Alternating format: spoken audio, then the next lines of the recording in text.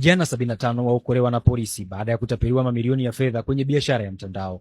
Jeshi la polisi mkoani Iringa limefanikiwa kuokoa vijana 75 waliokuwa wamezuiliwa katika nyumba tofauti tofauti mkoani humo, wakiamini wapo kwenye mafunzo ya biashara ya mtandao, yani network marketing, itakayowapatia utajiri wa haraka, huku wakiwa tayari wameshatapeliwa mamilioni ya fedha. Milioni 3.5. Milioni 7.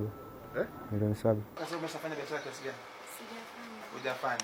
Kuna baadhi ya wazazi ambao wamekiri kuuza mali zao, kuna waliouza mashamba, kuna waliouza magari, kuna waliotoa fedha zao benki na mazingira mengine ambayo tukiyasemwa inaweza kufikia hela nyingi kwa maana ya pamoja. Mimi mpaka sasa hivi najuta. Tena najuta hasa kwa nini niliingia katika grupu hili, kwa sababu maisha sio rahisi jamani. Vijana hao kutoka mikoa mbalimbali nchini walivutiwa kufika Iringa baada ya kuahidiwa fursa za kujiunga na kampuni ya QNet na Global Alliance zinazojishughulisha na biashara hiyo ya mtandao.